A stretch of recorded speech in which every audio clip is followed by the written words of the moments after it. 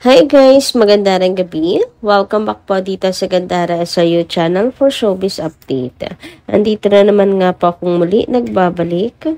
Ang nagmamaganda ninyo kachismosong Kim Pao, wala na pong iba. Ang lokaret na si Gandara upang maghatid sa inyo ng latest update and fresh happenings patungkol kina Kim Chiu and Paolo Avellino. And para nga po sa gabi ito, ang tatalakayin natin at pag-uusapan ay may kinalaman nga dito syempre sa pagpapatunay ni Paolo na ang kanyang pag-ibig. Huy, talaga naman kay Kim Chiu. So, of course, we want to thank MJ for that.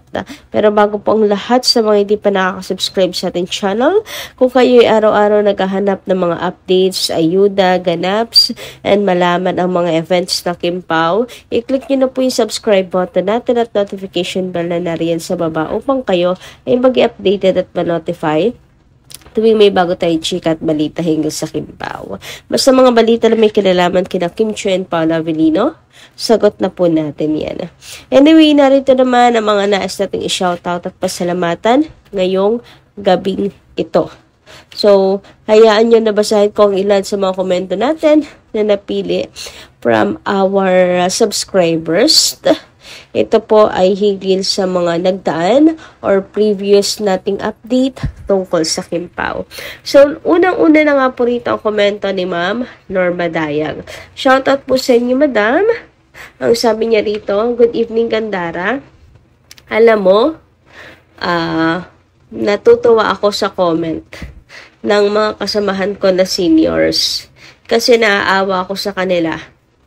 Ano yun? Could hardly understand their comments. Kaya sabi ko kung pwede na lang sana i-chat yung comments namin ay mas madali pa kaysa mag-type.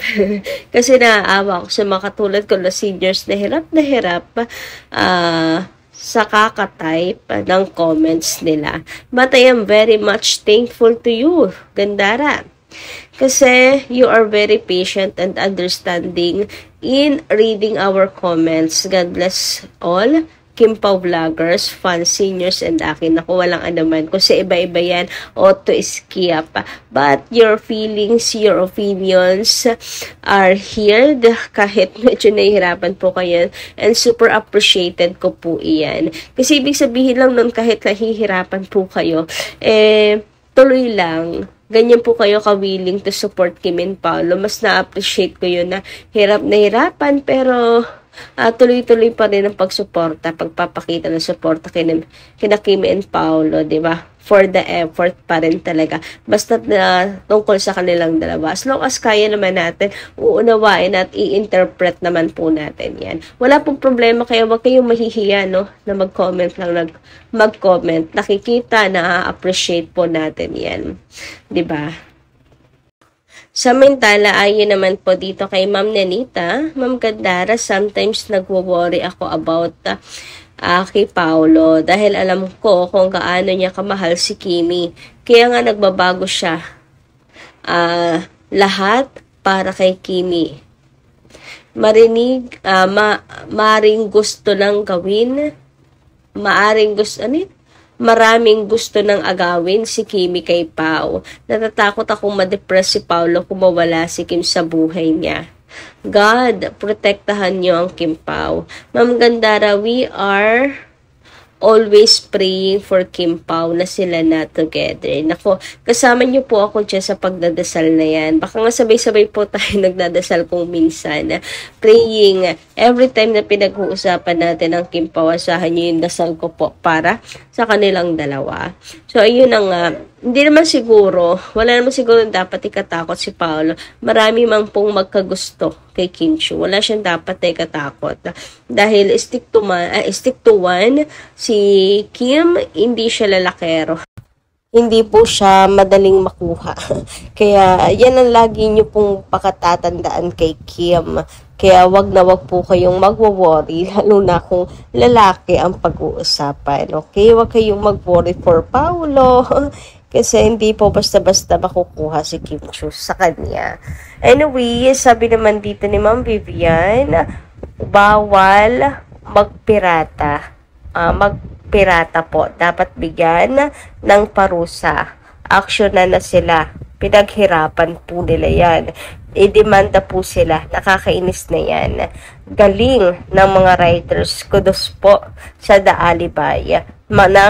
Sa mga writers ng The Alibay. Directors, producers, lahat-lahat po. Grabe.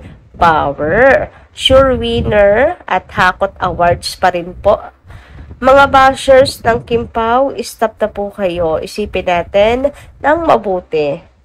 Hindi yan, ano yun? Olino. Okay, repent. Please, we love Kim Pao forever. Okay, di ko na-gets yung huling, itong isang type error. But anyway, ayun, kudos po talaga sa mga writers, sa bumuo itong The Alibay mo. From the writers, the actors, the directors, producers, lahat-lahat. Mga staff, ayan, pati na rin yung mga maliliit na roles, mga kung meron man pong mga talents dyan, kudos sa inyo, congratulations, napakaganda. Nabuo nyo ng maayos. Actually, hindi pa pala buo kasi ongoing pa rin ang taping po ng The Alibay. Pero so far, diba yung napanood natin, pinagkagastusan, hindi po tinipid, ganyan sila sa Kim Pao. Anyway, sabi naman dito ni Madam Clarissa Oco, shoutout sa inyo. Diyos mio, ang kitid naman talaga ng mga utak. Kahit ka mag-asawa, may kanya-kanya pa rin lakad. At saka, iyan ang maganda sa relasyon para hindi masakal at magkasawaan. O, ayan, tumpak na tumpak kayo dyan, Ma'am Clarissa. Kaya, wag na kayong masyadong, buttered. Wag na po kayong mauga ba sa sinasabi nito mga bashers na to. Sinishake lang nila yung puso at isip ninyo. Wag kayong padadala, okay? Gagamitin talaga, ang target talaga ng mga yan ay ang emosyon natin. Aminin natin, may makakimpaw tayong nayanig ang kanilang mga puso't damdamin. Dahil di rin nila gusto yun ng kanilang nakita. Gatungan pa ng mga bashes, o diba? Kung wala sanang gumagatong, di pure pangunawa na lang. Kaso hindi may gumatong Ayun, may na-shake tuloy ang buhay. Pero yun nga pala, nandito naman tayo para paalalahanan ang ating mga kakimpaw. Samantala, dumako naman tayo dito kay MJ. Ayan, so pinakasentro ng ating update, simulan na nga po natin ito. So, alam nyo naman itong si MJ lamang ang pinagkakatiwalaan ng Kim Pao. Kaya kahit ilang beses makiusap at may kumausap sa Kim Pao, hindi po napapaunlakan. Diba? Naalala niyo po ba yung last guesting ng Kim Pao dito kay MJ? Ito nga po ay yung paggawa ng cake for the RUG. Gumawa ng cake si Kim symbolizes for Paolo, and ganun din naman si Paolo gumawa ng cake na nagsisimbolo kay Kim Chiu. Kaya blue po yun na kay Kim at pink yung kay Paolo. Sabi ko nga parang gender reveal lang ang peg. Anyway, ayun, may nabasa kasi ako dito. Sabi dito, he's the type of a person na kapag ayaw niya talaga. Pero ang sabi din niya with Kim, he didn't fake it. Gumawa ng rom-com series without second thoughts and a rom-com movie. Nag-promote sa 16 mall shows here, plus series of international promos, meet and greet, so many interviews, castings, events. Ayaw niya ma-stuck sa love team, but he's with Kimi on their fourth project together, and now seeing him decorating a cake. He all did these things with Kimi. Ang daming nagbago sa mga pananaw niya sa buhay at sa love. Ang dami nang nabago sa kanya, pero lahat yon mas naging masaya ako kasi alam ko na mas maayos na siya. Ramdam ko lang na mas maligaya at kontento siya ngayon. Ramdam ko lang naman yon. Ako lang ito. And yun ngayon sinasabi na biglang bumaliktad ang mundo ni Paolo Avellino. Nagulo yung buhay niya nang tumating si Kim kasi different person na talaga nakikita natin kay Paolo Avellino sa sobrang daming changes niya, sa sobrang daming adjustment ni Paolo Avellino talaga na hindi naman niya namamalayan namamalayan sa kanyang sarili. So, ayun nga, yung sabi dito ni MJ Felipe, bumobelo lang ako, pero promise, hihimlay kayo ng malala. Ito talaga ang icing sa ibabaw ng cupcake ni Kimi. Yan yung banat ni MJ dito kay Paolo. Na siguro kasi nga, ayun, this time, gumawa naman siya ng cake. Napaka-unusual, di ba? Ang random.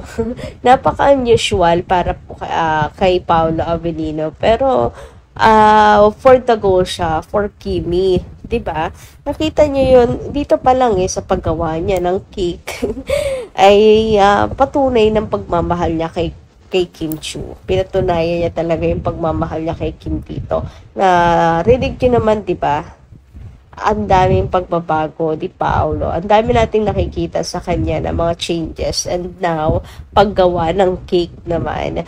Napakaliit na bagay kung tutuusin. Pero ang laking impact niyan sa ating mga Kim Pao. Knowing kasi, Paolo Avellino, kung sino talaga si Paolo Avellino before nang wala pang Kim sa kanyang buhay. At ito rin yung sinasabi ni MJ Marahil dito sa kanyang post na to. Kaya naman walang humpay na pasasalamat sa UMJ. The best ka talaga. Anyway guys, kayo, anong inyong masasay patungkol dito?